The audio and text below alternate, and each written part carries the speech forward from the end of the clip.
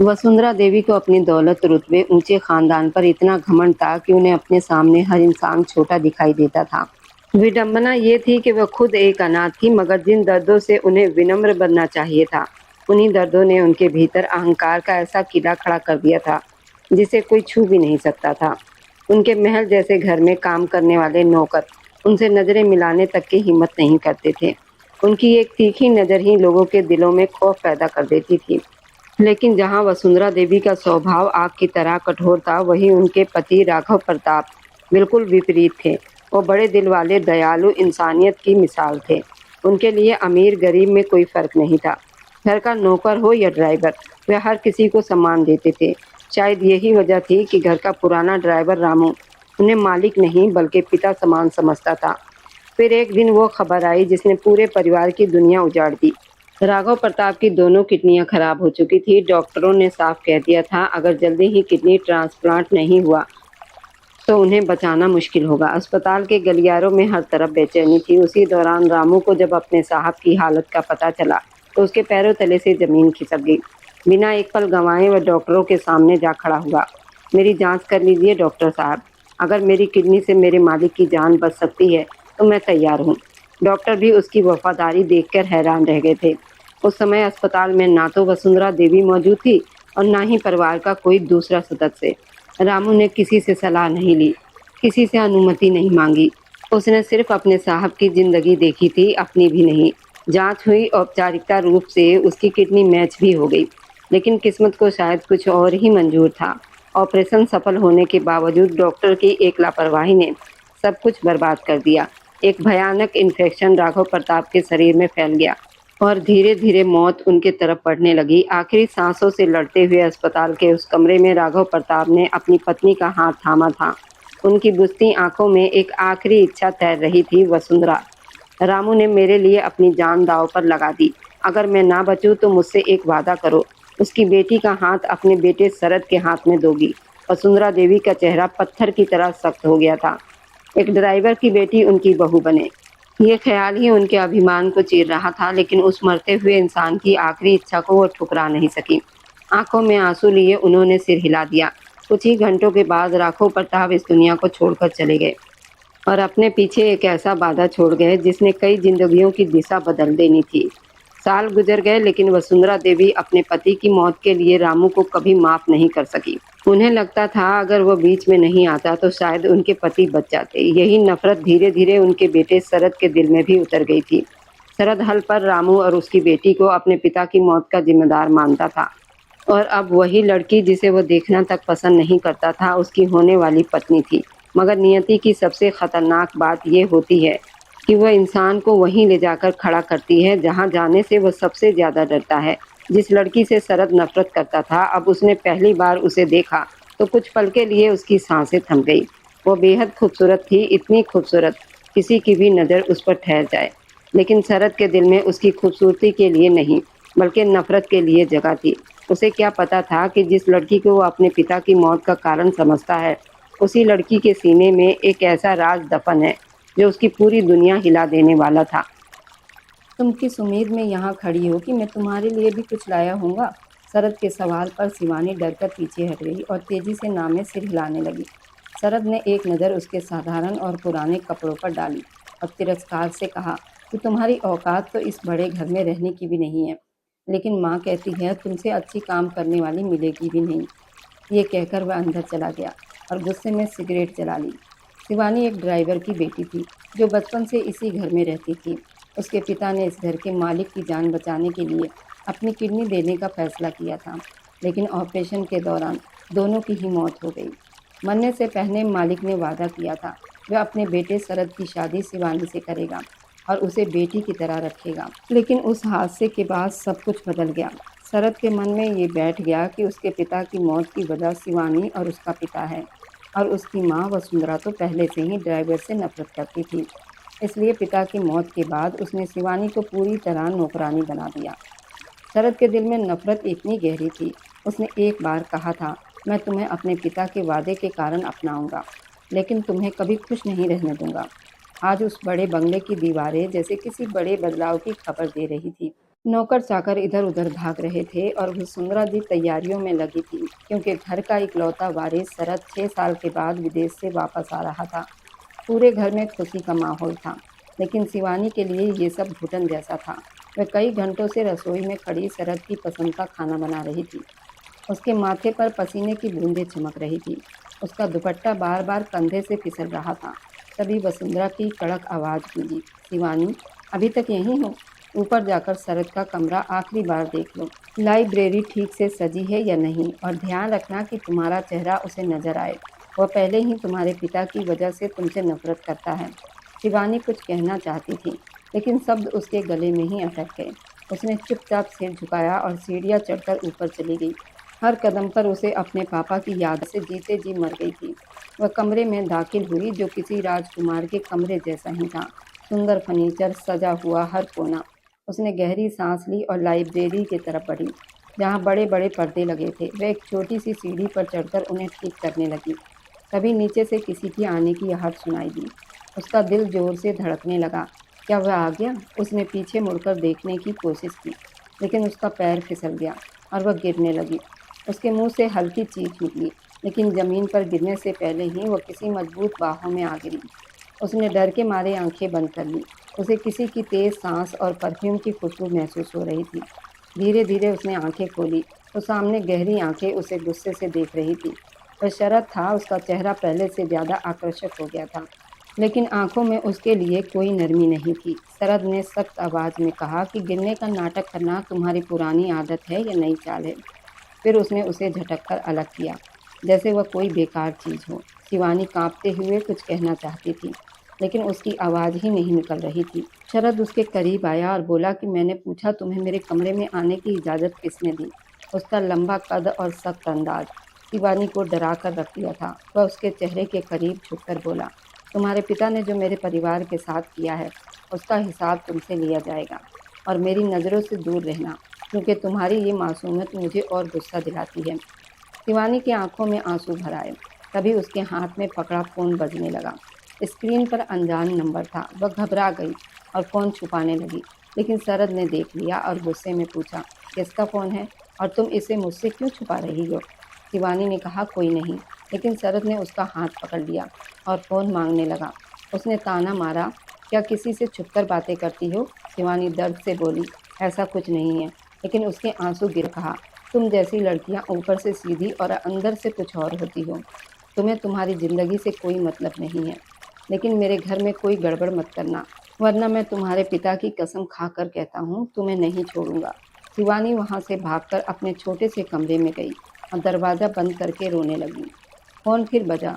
उसने कांपते हाथों से उठाया और रोते हुए पूछा, कौन हो तुम और क्यों मुझे परेशान कर रही हो? दूसरी तरफ से भारी आवाज़ आई कि अभी तो तुम्हें जीना सीखना है। अगर आज रात 12 बजे बात नहीं की, तो तुम्हारी तस्वीरें सरहद तक पहुंच जाएगी। वह तुम्हें मार देगा। शिवानी ने हिम्मत करके कहा। वह नहीं डरती, लेकिन अंदर से कांप रही थी। सामने वाले ने हंसकर कहा कि डरना तो पड़ेगा, ये तो बस शुरुआत है, और फ़ोन कट गया। शिवानी डर के अंधेरे में अकेली रह गई। उसे नहीं पता था ये नंबर उसकी ज़िंदगी बदल देगा। अगला हफ्ता उसके लिए बहुत कठिन था।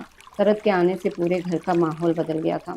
एक सुबह वो अपनी माँ के साथ बैठा विदेश से लाई चीज़ें दिखा रहा था। शिवानी भी वहाँ आ गई, उन्हें देखने लगी।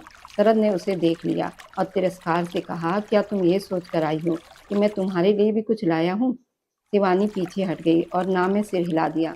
शरद ने उसे घूर कर देखा और कहा कि तुम्हारी औकात इस घर में रहने की भी नहीं है, लेकिन माँ कहती है तुमसे अच्छा काम करने वाला कोई नहीं मिलेगा।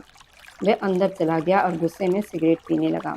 वह जानबूझकर ऐसा करता था, क्योंकि उसे लगता था उसके पिता की मौत की वजह शिवानी ही है। उसके जाने के बाद शिवानी अपने कमरे में चली गई और रोती रही। समय ऐसे ही बीतता गया। घर में सब लोग शरद से डरते थे, लेकिन शिवानी के लिए उसका व्यवहार जहर जैसा था। जब भी वह उसके सामने आती, उसकी नज़रें उसे चुभती रहती। वह हर पल डर और दर्द में जी रही थी। वह बिना वजह ही उसे ऐसी बातें सुनाता, जो किसी तीर की तरह उसके दिल में चुभ जाती। इस घर में कुछ लोगों को लगता कि वे चुप रहकर अपनी चालाकियां छुपा लेंगे। शरद ने सुबह नाश्ते की मेज पर कहा, जबकि शिवानी तो बस उसे पानी का गिलास देने आई थी। लेकिन याद रखना, सांप कितना भी शांत क्यों ना हो, उसकी आदत डसने की होती है। शिवानी के हाथ कांप गए। पानी की बूंदें मेज पर गिर पड़ी तो वह झुक गई और अपनी आंखों में नमी छुपाकर चुपचाप रसोई की तरफ चली गई। उसे पता था ये शब्द उसी के लिए थे। दोपहर के समय जब शरद अपने किसी काम के लिए बाहर जाने की तैयारी कर रहा था, उसने हॉल में खड़े होकर अपनी माँ से कहा, मेरे कमरे की सफाई और फाइलें ठीक करने के लिए किसी को भेज देना। मुझे अपनी चीज़ें बिखरी हुई पसंद नहीं है, उसने अपने कलाई पर महंगी घड़ी बांधते हुए कहा। और फिर उसकी नज़र शिवानी पर पड़ी, जो सोफे के पीछे खड़ी गुलदान साफ कर रही थी।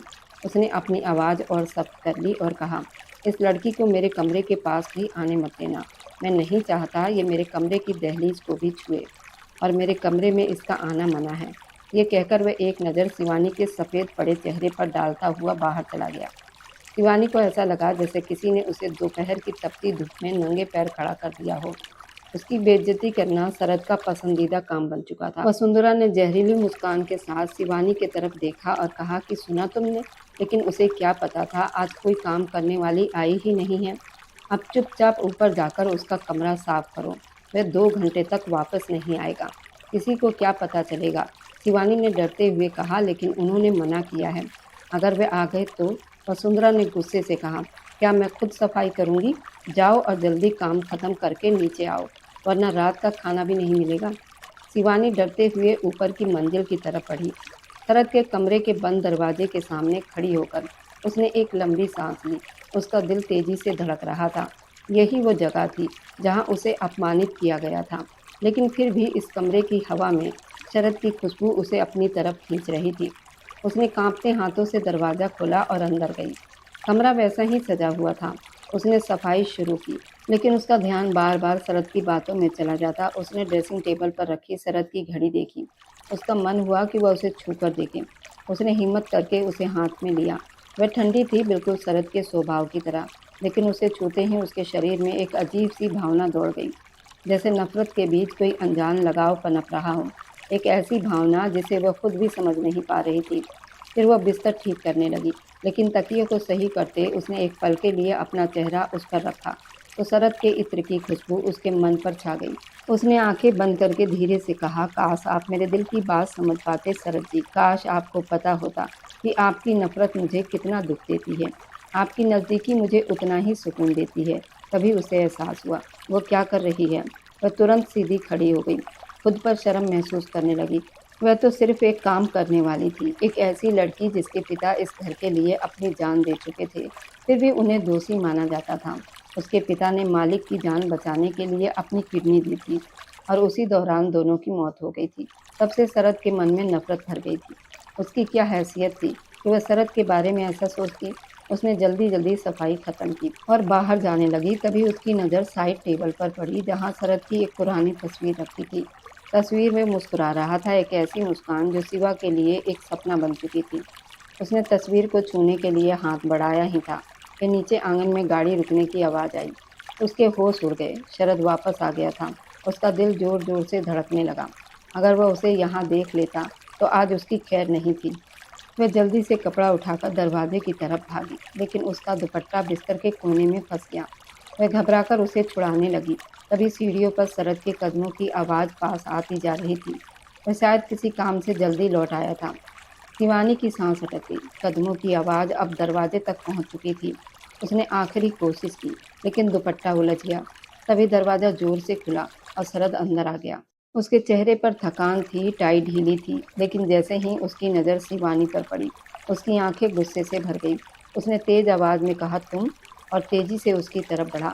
मैंने क्या कहा था? क्या मेरी कोई बात तुम्हारे लिए मायने नहीं रखती? शिवानी डर के मारे आंखें बंद कर ली। उसने घबराकर कहा, माँ ने कहा था।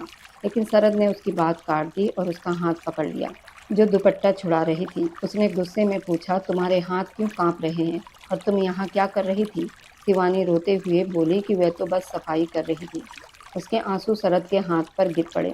शरद ने जोर से उसका दुपट्टा छुड़ाया, लेकिन इस दौरान शिवानी संतुलन खो बैठी और सीधी शरद के सीने से टकरा गई। एक पल के लिए समय जैसे रुक गया। शरद को अपनी धड़कनों के साथ शिवानी की तेज सांसें महसूस हो रही थी। शिवानी कांप रही थी जैसे हवा में कांपता हुआ पत्ता। उस पल में नफरत के बीच एक अजीब सी भावना भी थी, जिसने दोनों को घेर लिया। शरद का हाथ जो उसे दूर करने के लिए उठा, अनजाने में उसकी कमर पर टिक गया। शिवानी की खुशबू उसके मन को छू रही थी।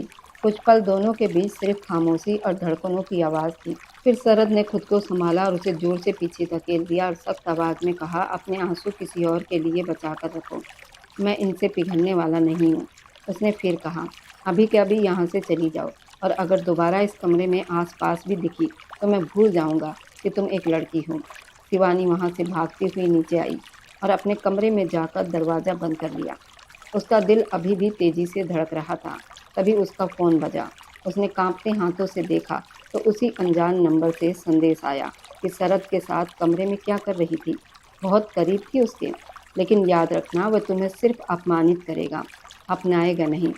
अगर अपनी इज़्ज़त बचाना चाहती हो तो रात में आँगन के पीछे आना। शिवानी के पैरों तले से ज़मीन खिसक गई।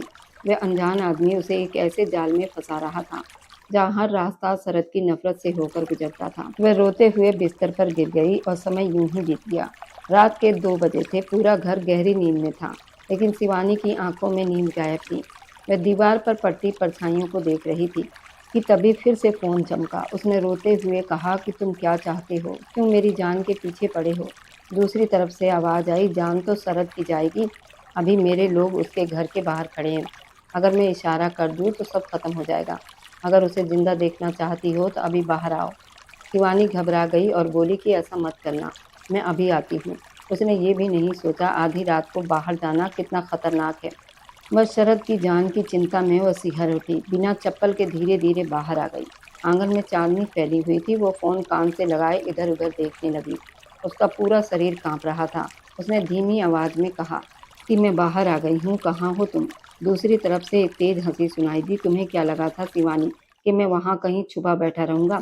मैं तुम्हें मिलने नहीं आऊँगा, तुम खुद मेरे पास आओगी, अपनी मर्ज़ी से। अभी तो मैं बस ये देखना चाहता था, तुम शरद के लिए कितनी बेचैन हो। तुम बहुत बुरे इंसान हो, मेरा पीछा छोड़ दो। भगवान के लिए मुझे शांति से जीने दो। शिवानी रोते हुए आंगन के बीच में खड़ी होकर कहने लगी। उसे ये बिल्कुल भी अंदाज़ा नहीं था कि उसकी ये बेबसी किसी और की नज़रों में उसका दोस्त बनती जा रही है। ऊपर बालकनी में शरद खड़ा सिगरेट पी रहा था। उसे नींद नहीं आ रही थी, इसलिए वो बाहर हवा लेने आया था, लेकिन नीचे का दृश्य देखकर उसके हाथ की सिगरेट वहीं रुक गई। नीचे आंगन में शिवानी नंगे पांव बिखरे बालों के साथ फ़ोन पर किसी से बात कर रही थी, और उसकी आवाज़ में वही दर्द था जो किसी अपने के लिए होता है। शरद की मुट्ठियाँ भिज गई और उसकी आंखों में घृणा भर गई। और ये तो तुम्हारी सच्चाई, उसने दांत भींचकर मन ही मन में कहा। दिन भर मासूम बनने का नाटक और रात में छुपकर किसी से मिलना। तुम तो अपने पिता से भी आगे निकल गई। उसे शिवानी का वही मासूम चेहरा याद आया जो कुछ देर पहले उसके सीने से लगा था, और अब वही लड़की उसे चरित्रहीन लग रही थी। उसे लगा जैसे शिवानी ने अपनी सादगी उसे खो दिया है। नीचे खड़ी शिवानी अभी भी उस अनजान व्यक्ति से बात कर रही थी। ऊपर खड़ा शरद उसके चरित्र पर शक कर रहा था। उसी समय उसने फैसला कर लिया, अब वो शिवानी को ऐसी सजा देगा जिसकी उसने कभी कल्पना भी नहीं की होगी। अगली सुबह उस बड़े घर का माहौल पूरी तरह बदल चुका था। रसोई से वसुंधरा की तेज आवाज़ गूंज रही थी। शर्म नहीं आती तुम्हें? हाथों में आटा लगा है और नजरें इस मनहूस पर टिकी है। आखिर किससे बातें हो रही थी तुम्हारी? उसने गुस्से में शिवानी का हाथ झटका, जिससे उसका सस्ता फ़ोन ज़मीन पर गिर गया। शिवानी डर के मारे पीली पड़ गई और बोली कि ऐसी बात नहीं है, मैं तो बस। वसुंधरा ने उसे रोकते हुए कहा, पिछले कई दिनों से देख रही हूँ, चाहे रसोई हो या हॉल, फ़ोन तुम्हारे हाथ से नहीं छूटता। मुझे तो लगता है कि तुम्हारा कहीं चक्कर चल रहा है और तुम इस घर की इज्जत खराब करोगी। उसने गुस्से में फ़ोन उठाया और उसे दीवार पर मारने ही वाली थी। तभी किसी ने उसका हाथ पकड़ लिया। वह शरद था जो पैंट और शर्ट में वहाँ खड़ा था। उसके बाल बिखरे थे और आंखों में गुस्सा साफ दिख रहा था। उसने ठंडी आवाज़ में पूछा, क्या हुआ माँ? लेकिन उसकी नज़रें शिवानी पर ही थीं। वसुंधरा ने कहा कि देखो, इस लड़की को रात भर आंगन में खड़ी किसी से बातें कर रही थी और अब भी फ़ोन हाथ में है। मुझे तो पूरा शक है कि इसका किसी के साथ रिश्ता है। शरद ने माँ के हाथ से फ़ोन लिया और उसकी स्क्रीन देखने लगा। उसे रात का वह दृश्य भी याद आ गया। अब उसने शिवानी को देखा। उसने घृणा भरी नज़रों से शिवानी को देखा, जो दीवार से लगी रो रही थी। उसने कहा कि ये फ़ोन अब मेरे पास रहेगा और तुम इसे दोबारा हाथ नहीं लगाओगी। मुझे ये बिल्कुल मंजूर नहीं कि मेरे घर में रहकर तुम ऐसे काम करो। शिवानी ने रोते हुए कहा, मेरी बात सुनिए। लेकिन शरद ने उसे चुप करा दिया और कहा कि तुम्हारी हर बात झूठ है, यहाँ से चली जाओ। शिवानी डर के मारे वहां से भाग गई और पूरे दिन रोती रही। रात को जब शरद अपने कमरे में था तो उसके पास रखा शिवानी का फोन अचानक बजा। वह तुरंत उठकर बैठ गया और देखा कि वही अनजान नंबर था। उसने फोन उठाया और सख्त आवाज में हेलो कहा। दूसरी तरफ कुछ पल चुप्पी रही, फोन कट गया। शरद गुस्से से भर गया और बोला, कायर इंसान। अब उसे पूरा यकीन हो गया था, शिवानी का किसी के साथ संबंध है। उसने गुस्से में फोन उठाकर दीवार पर दे मारा, जिसे वह टूटकर बिखर गया। अगली सुबह जब वो उठा तो उसके मन में एक अजीब सा फैसला था। उसे अपने पिता का वो वादा याद आया जिसमें शिवानी को अपनाने की बात थी। उसने आईने में खुद को देखते हुए सोचा, अब समय आ गया है, उसे काबू में किया जाए। अगर उसे ऐसे ही खुला छोड़ दिया तो वह इस घर की इज्जत खत्म कर देगी। मैं अपने पिता का वादा पूरा करूंगा, लेकिन इस तरह कि वह जीते जी मरने की दुआ मांगेंगी। मैं उसे इस घर में बांध कर रखूंगा और अपना नाम देकर उसकी जिंदगी को ऐसा बना दूंगा वह अपनी इस भावना को भूल जाए। उस बड़े हॉल में अजीब सी खामोशी थी। वसुंधरा बैठी इस फैसले को समझने की कोशिश कर रही थी जो शरद ने अभी बताया था। उसने गुस्से और हैरानी से पूछा, क्या तुम ठीक हो? इस लड़की से शादी करोगे जिसके चरित्र पर तुमने खुद सवाल उठाए हैं? शरद ने शांत लेकिन सख्त आवाज में कहा कि मैं ठीक हूँ। ये फैसला मैंने प्यार में नहीं, बल्कि अपने पिता के वादे और इस घर की इज्जत बचाने के लिए लिया है। जितना इसे आज़ादी मिलेगी ये उतना ही गलत राह पर जाएगी। इसे रोकने का एक यही तरीका है कि इसे घर की चारदीवारी में बांध दिया जाए, अपना नाम देकर। मैं इसे ऐसी सजा दूंगा जो ये जिंदगी भर याद रखेगी। शिवानी जो रसोई के पास खड़ी ये सब सुन रही थी। उसके पैरों तले से जमीन खिसक गई। उसे लगा जैसे उसके गले में फंदा फंस गया हो। वह शरद की नफरत से पहले ही परिचित थी, लेकिन ये सजा उसके लिए बहुत बड़ी थी। अगले दिन शादी बहुत सादगी से हुई। घर के मंदिर में पंडित जी के सामने अग्नि को साक्षी मानकर फेरे लिए गए। जब शिवानी से सहमति पूछी गई तो उसके होंठ कांप गए, लेकिन शरद की सख्त नजरों ने उसे हाँ कहने पर मजबूर कर दिया। हस्ताक्षर करते समय उसके हाथ कांप रहे थे। रात होते ही उसके कमरे में एक नई खामोशी छा गई। आज वह वहां दुल्हन बनकर नहीं बल्कि एक दोषी की तरह कदम रख रही थी। उसने लाल रंग का सादा जोड़ा पहन रखा था। उसकी आंखें रोने से लाल थी। तभी शरद कमरे में आया और दरवाजा जोर से बंद कर दिया। उसकी आहट से शिवानी कांप उठी और बिस्तर के कोने में सिमट कर बैठ गई। तुम्हारी हिम्मत कैसे हुई इस बिस्तर पर बैठने की? शरद की आवाज़ किसी धमाके की तरह गूंजे। वह तेजी से उसके पास आया और उसका चेहरा अपने मजबूत हाथों में पकड़कर ऊपर उठा लिया और बोला, सुनो लड़की, ये शादी सिर्फ एक समझौता है। मैंने तुमसे कहा था ना कि तुम्हें कभी खुश नहीं रहने दूंगा। तो आज से तुम्हारी सजा शुरू होती है। उसका लहजा बिल्कुल ठंडा था। शिवानी सिसकते हुए उसके हाथ पर अपने हाथ रखकर बोली, शरद जी, भगवान के लिए मेरी बात सुनिए। मैंने कुछ नहीं किया, मैं निर्दोष हूँ। वो बेचारी अब भी उसका नाम लेने की हिम्मत नहीं कर पा रही थी। चुप रहो, अपनी ये चालाकी बंद करो, शरद ने गुस्से में कहा। लेकिन उसी पल उसकी नज़रें शिवानी के चेहरे पर टिक गई। खिड़की से आती चांदनी उसके भीगे चेहरे पर पड़ रही थी। उसकी लंबी पलकों पर आंसू चमक रहे थे। उसके हल्के गुलाबी होंठ और उसकी मासूमियत शरद के मन को छूने लगी। वह बहुत सुंदर लग रही थी, इतनी कि शरद नफरत और उसके सामने कमजोर पड़ने लगी। अनजाने में उसकी पकड़ ढीली हो गई। उसकी उंगलियां शिवानी के गाल पर बहते आंसू पोंछने लगी तो शिवानी घबराकर आंखें बंद कर ली। उसकी सांसें तेज हो गई थी। शरद उसके बहुत करीब था। वह उसकी खुशबू महसूस कर रही थी। शरद की नज़रें उसके होठों पर टिक गईं और एक पल के लिए वो भूल गया कि वह उससे नफरत करता है। वह उसकी सुंदरता में खोने लगा। वह झुककर उसके माथे को छूना चाहता था, लेकिन अचानक उसे सब याद आ गया और उसने उसे जोर से दूर धकेल दिया। उसकी आंखों में फिर वही नफरत लौट आई। उसने गुस्से में कहा, नहीं, तुम इसके लायक नहीं हो। तुम एक गिरी हुई लड़की हो। तुम्हारी आंखों के आंसू सिर्फ धोखा है। तुम मेरे लायक तो क्या, मेरी नफरत के भी लायक नहीं हो। तुम अशुभ हो जिसने मेरे पिता को छीन लिया और अब मेरा सुकून भी खत्म कर रही हो। शिवानी बिस्तर पर गिरी पड़ी, उसकी सिसकियां बढ़ती जा रही थी और शरद उसे वहीं छोड़कर कमरे के दूसरे कोने में पड़े सोफे पर जाकर लेट गया। रात बीत रही थी लेकिन कमरे का माहौल बदला। शिवानी बिस्तर के कोने में सिमटी रो रही थी। उसका शरीर दर्द से भर गया था। वह बार बार अपने हाथों को देखती जिन पर उसने शरद के नाम की मेहंदी तक नहीं लगाई थी, लेकिन शरद की नफरत के निशान उसके दिल पर गहरे हो चुके थे। दूसरी तरफ सोफे पर लेटा शरद भी सो नहीं पा रहा था। उसने अपना हाथ माथे पर रखा हुआ था और आंखें बंद कर ली थी, लेकिन उसके चेहरे की बेचैनी बता रही थी कि वह भी परेशान है। उसने मन में सोचा कि मैं इसे सजा दे रहा हूँ या खुद को दर्द दे रहा हूँ। इसे अपने पास रखकर मैंने खुद को ही चोट दी है। मैं खुद को इस हालत में क्यों डाल रहा हूँ? उसे शिवानी के रोने की आवाज़ अपने दिल पर चोट की तरह लग रही थी, लेकिन वह उठकर उसे सांत्वना देने की बजाय अपनी अहंकार को और मजबूत कर रहा था। उसी समय शहर के दूसरे कोने में एक अंधेरे कमरे में सचिन बैठा सिगरेट पी रहा था। उसके सामने रखा फ़ोन शांत था, जिससे उसका गुस्सा और बढ़ रहा था। उसने मन में सोचा, अब फ़ोन नहीं उठा रही है, शरद की पत्नी बनकर बहुत घमंड आ गया है। उसे लगा कि तुम क्या सोचती थी शिवानी, कि शरद तुम्हें अपना लेगा? वह तुम्हें सिर्फ अपमानित करेगा और तुम आखिरकार मेरे पास ही आओगी। उसने सिगरेट बुझाई और उसकी आंखों में एक खतरनाक चमक आ गई। अगर कॉल का जवाब नहीं मिलेगा तो मुझे अगला कदम उठाना ही पड़ेगा। शरद को ये नहीं पता कि जिस लड़की को उसने अपने घर में बंद किया है उसकी चाबी मेरे पास है। अब असली खेल शुरू होगा। इस बार ये खेल घर की दीवारों के अंदर नहीं, बल्कि सबके सामने होगा। उसने नया सिम कार्ड डाला और एक संदेश लिखने लगा, जो शरद और शिवानी के रिश्ते को पूरी तरह तोड़ सकता था। उस बड़े घर की अगली सुबह शिवानी की जीवन की सबसे दुख भरी सुबह थी। पूरी रात रोने से उसकी आंखें सूज गई थीं। शरद जल्दी से उठ गया और साफ-सुथरे कपड़ों में तैयार होकर बिना उसके तरफ देखे अपनी घड़ी पहनकर कमरे से चला गया। शिवानी बिस्तर के कोने में बैठी उसे जाते हुए देखती रही। उसकी खामोशी में हजारों सवाल थे जिनका कोई जवाब नहीं था। उसके जाते ही उसके सब्र का बांध टूट गया और वह तकिए में मुँह छुपाकर जोर-जोर से रोने लगी।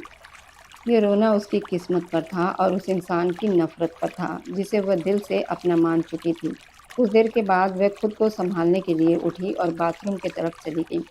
दोपहर के समय एक नौकर फ़ोन लेकर उसके कमरे में आया और बोला, "साहब लाइन पर हैं।" ये सुनते ही उसका दिल तेज़ी से धड़कने लगा। उसने काँपते हाथों से फ़ोन उठाया और धीमी आवाज़ में हेलो कहा। दूसरी तरफ से शरद की सख्त आवाज़ आई, "ज़्यादा खुश होने की ज़रूरत नहीं है। मेरे दोस्तों ने मेरी शादी की खुशी में एक पार्टी रखी है और आज रात में तुम्हें वहाँ लेकर जाऊँगा। मैं तुम्हारा चेहरा भी नहीं देखना चाहता, लेकिन मजबूरी है क्योंकि सबको पता है कि मेरी शादी हो चुकी है और मैं नहीं चाहता कि वहाँ लोग सवाल करें।" शिवानी कुछ कहना चाहती थी, लेकिन शरद ने उसे रोक दिया और कहा कि मेरी बात ध्यान से सुनो। थोड़ी देर में नौकर तुम्हें कपड़े और गहने देगा। ठीक से तैयार हो जाना और वहाँ कोई तमाशा मत करना। याद रखना तुम वहाँ सिर्फ दिखावे के लिए रहोगी, इससे ज़्यादा कुछ नहीं। ये कहकर उसने फ़ोन काट दिया। शिवानी वहीं खड़ी रह गई। उसने आंसू भरी आंखों से आईने में खुद को देखा और धीरे से कहा, क्या मेरी किस्मत इतनी खराब है? वह सोच रही थी कि जिस इंसान को देखने के लिए वह सालों से तरसती थी, वही आज उसे अपने साथ ले जाने में भी शर्म महसूस कर रहा था। थोड़ी देर के बाद दरवाज़ा खटखटाया गया और एक बड़ा डिब्बा उसे दिया गया। उसने डरते हुए उसे खोला तो अंदर गहरे नीले रंग की सुंदर साड़ी और हीरे का हल्का सा गहनों का सेट रखा था। नीला रंग शरद को पसंद था। वह हैरान थी। जिसने उसे नौकरानी कहा, वही अब ये सब दे रहा है। शाम होते ही वह तैयार होकर आईने के सामने खड़ी थी। नीली साड़ी उसके गहरे रंग पर बहुत सुंदर लग रही थी। उसकी आंखों में छिपा दर्द उसकी सुंदरता को और गहरा बना रहा था। उसने अपने बाल सलीके से बांध रखे थे। हल्का सा मेकअप उसकी सुंदरता को और निखार रहा था। तभी दरवाज़ा खुला और शरद अंदर आया। वह भी गहरे नीले रंग के सूट में था। जैसे ही उसकी नज़र शिवानी पर पड़ी, उसके कदम वहीं रुक गए। उसकी आंखें हैरानी से फैल गई। शिवानी इस समय किसी अप्सरा जैसी लग रही थी। शरद का दिल पल के लिए रुक सा गया। वह उसकी सुंदरता में खोने लगा, लेकिन अगले ही पल उसे सब याद आ गया। उसने सख्ती से अपना चेहरा फेर लिया। गाड़ी बाहर खड़ी है, जल्दी आ जाओ, उसने ठंडी आवाज़ में कहा। लेकिन उसके अंदर एक तूफान चल रहा था। हॉल रोशनी से जगमगा रहा था। जैसे ही शरद और शिवानी अंदर आए, सबकी नज़रें उन पर टिक गईं। वाह शरद, तुम्हारी पत्नी तो बहुत सुंदर है, बिल्कुल किसी अप्सरा जैसी। उसके एक दोस्त ने हाथ मिलाते हुए कहा, हाँ यार, तुम तो बहुत भाग्यशाली हो। इतनी मासूम सुंदर पत्नी मिलना किस्मत की बात है। दूसरे दोस्त ने भी उसकी तारीफ की, जिससे शरद के चेहरे पर एक बनावटी मुस्कान आ गई और उसने दिखावे के लिए शिवानी के कंधे पर हाथ रख लिया। वह उसके कान के पास झुककर धीमी आवाज़ में बोला कि देख रही हो, ये सब तुम्हारी इस मासूम शक्ल के धोखे में है। काश इन्हें तुम्हारी वो सच्चाई पता होती जो मैंने रात को आंगन में देखी थी। शिवानी का चेहरा उतर गया। वह इतने लोगों के बीच भी खुद को अकेला और अपमानित महसूस कर रही थी। वह बस एक वस्तु की तरह उसके साथ खड़ी थी, जबकि शरद का हाथ उसके कंधे पर और मजबूत हो गया था। वह मुस्कुरा रहा था, लेकिन उसकी आंखों में अब भी गुस्सा था। हाँ, हंसी और संगीत से गूंज रहा था, लेकिन शरद के लिए ये सब शोर जैसा था। उसकी नज़रें बार बार शिवानी की तरफ उठ रही थी। वह नीली साड़ी में चांद की तरह चमक रही थी। जब भी कोई उसकी तारीफ करता, शरद के चेहरे पर हल्की मुस्कान आ जाती, लेकिन अंदर ही अंदर वह खुद से सवाल कर रहा था कि वह ऐसा क्यों महसूस कर रहा है। उसने हाथ में गिलास पकड़े दूर खड़ी शिवानी को देखते हुए सोचा कि वह एक धोखा देने वाली लड़की है और उसकी ये सुंदरता एक जाल है जिसमें वो नहीं फंसेगा। उसने खुद को समझाया, लेकिन उसका दिल उसकी बात नहीं मान रहा था। उसी हॉल के एक कोने में एक संदिग्ध आदमी फ़ोन पर बात कर रहा था और उसकी नज़रें लगातार उन दोनों पर थीं। उसने धीमी आवाज़ में कहा कि रास्ता साफ है, बस इनके निकलने का इंतज़ार है। आज रात ही सब खत्म हो जाएगा। वह वहाँ से चला गया। पार्टी खत्म होने के बाद शरद बहुत थक चुका था।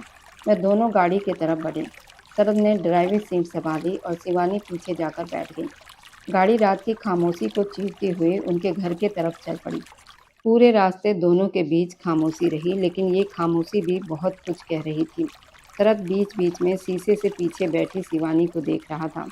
शिवानी ने सिर झुका रखा था और उसके चेहरे पर सड़क की रोशनी पड़ रही थी। शरद समझ नहीं पा रहा था, वह उससे नफ़रत कर रहा है या उसकी नज़दीकी महसूस कर रहा है। अचानक एक सुनसान मोड़ पर दो काली गाड़ियां सामने आकर रुक गईं। शरद ने जोर से ब्रेक लगाया और शिवानी के मुंह से चीख निकल गई। चादर नकाब पहने लोग बाहर निकले, जिनके हाथ में बंदूक थी। उन्होंने कहा कि गाड़ी से बाहर निकलो। शरद का गुस्सा बढ़ गया और वह बाहर निकलते हुए बोला कि तुम्हारी हिम्मत कैसे हुई मेरा रास्ता रोकने की? जानते हो मैं कौन हूँ? तभी शिवानी भी बाहर आ गई और घबराकर उसका हाथ पकड़ लिया और बोली कि कृपया पीछे हट जाइए, ये हमें मार देंगे। भगवान के लिए इनसे उलझिए मत। शरद जो गुस्से में था वह एक पल के लिए रुक गया, क्योंकि उसे समझ नहीं आया कि उसके शब्दों का उस पर इतना असर क्यों हुआ। तभी एक नकाबपोश ने पीछे से शरद के सर पर बंदूक वार किया। शिवानी की चीख गूंज उठी। फिर किसी ने उसकी नाक पर बेहोशी की दवा लगा दी। जब शिवानी को होश आया तो उसके सिर में तेज दर्द था, चारों तरफ अंधेरा था और लकड़ी की गंध आ रही थी। उसने आंखें खोली तो देखा कि वह एक पुराने गोदाम में है। उसने हिलने की कोशिश की तो उसे पता चला कि उसके हाथ पीछे बंधे हैं। वह एक सीमेंट के खंभे से बंधी बैठी थी और उसके पास ही शरद भी उसी रस्सी में बंधा था। शरद अभी बेहोश था और उसका सिर शिवानी के कंधे पर झुका हुआ था। शिवानी का दिल तेजी से धड़कने लगा, क्योंकि वो पहली बार उसके इतना करीब थी। उसकी सांसों की गर्मी और उसकी मौजूदगी उसे महसूस हो रही थी। इस डरावनी स्थिति में भी उसे एक अजीब सा एहसास हो रहा था। उसने रोते हुए कहा, शरद जी आंखें खोलिए, और रस्सी खोलने की कोशिश करने लगी, लेकिन उसके हाथ बंधे होने के कारण वह कुछ नहीं कर पा रही थी। तभी उसे किसी की आने की आहट सुनाई दी, जिससे वह डर गई।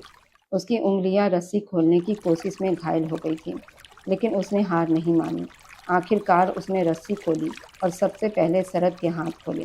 उसने उसके चेहरे को पकड़कर कहा, शरद जी आंखें खोलिए। उसके आंसू शरद के माथे पर गिरे तो उसने धीरे से आंखें खोली। वह अभी संभल ही नहीं पा रहा था। गोदाम का दरवाज़ा जोर से खुला और बाहर की चांदनी में एक परछाई दिखी।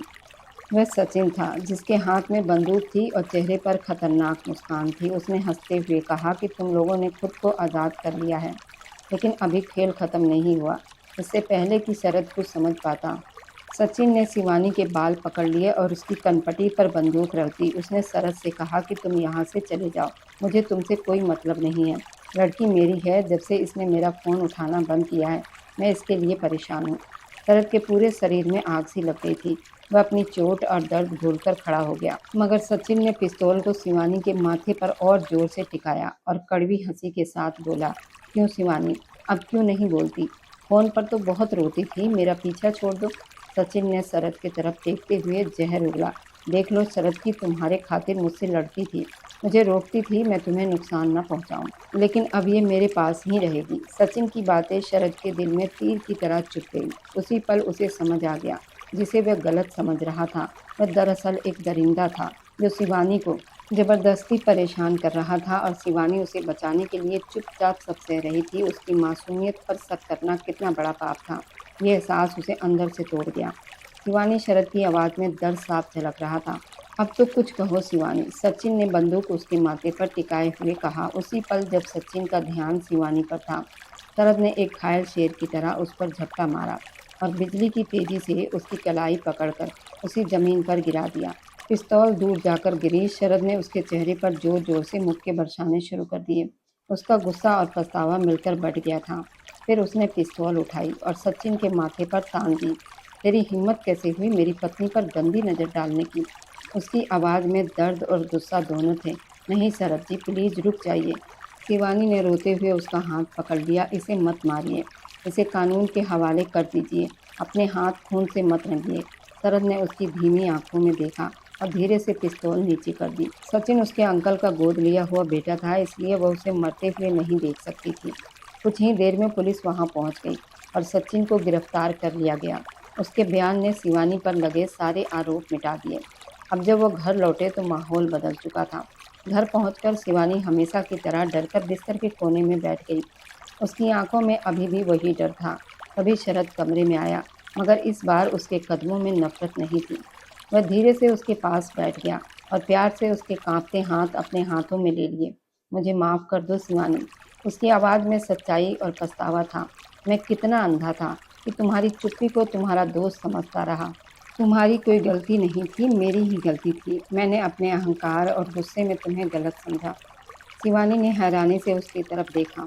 पहली बार उसकी आंखों में उसके लिए सच्चा प्यार और पछतावा था। अब मुझे शरद जी मत कहो, सिर्फ शरद कहो। उसने धीरे से उसकी मांग पर हाथ रखा, जैसे अपने रिश्ते को सच में स्वीकार कर रहा हो। आज से तुम्हारी खुशी मेरी जिम्मेदारी है। तुम मेरी हो, सिर्फ मेरी हो। शिवानी ने अपनी आंखें बंद कर ली। शरद ने उसे अपने सीने से लगा लिया।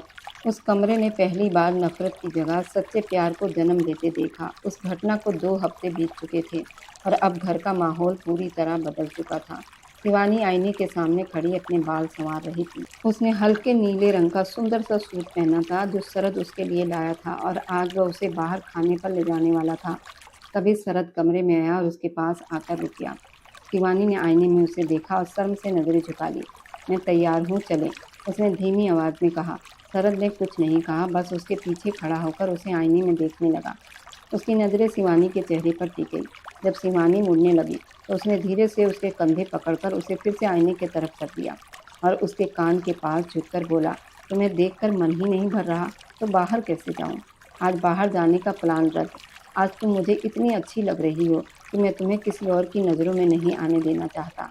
मैं तुम्हें किसी के साथ बांटना नहीं चाहता, यहाँ तक कि दुनिया से भी नहीं। लेकिन आपने तो बाहर खाने का वादा किया था ना? शिवानी ने हल्की नाराज़गी से कहा, मगर उसके होठों पर मुस्कान थी। शरद ने उसे अपनी बाहों में भर लिया और बोला, खाना यही होगा, सिर्फ हम दोनों का। फिर उसने उसके माथे को प्यार से छुआ और कहा, तुम्हें पता है शिवानी, मैंने सालों इस नफरत में बर्बाद कर दिए, लेकिन अब मैं तुम्हारी आंखों में एक भी आंसू नहीं आने दूंगा। तुम मेरी जिंदगी का वो रिश्ता हो जिसे मैं उम्र भर प्यार से निभाऊंगा। शिवानी ने अपना सिर उसके सीने पर रख दिया। उसे यकीन नहीं हो रहा था, वही कठोर दिल। शरद अब इतना बदल चुका है। रात गहरी होती जा रही थी, लेकिन उनकी ज़िंदगी में एक नई सुबह आ चुकी थी, जो हमेशा रोशनी से भरी रहने वाली थी।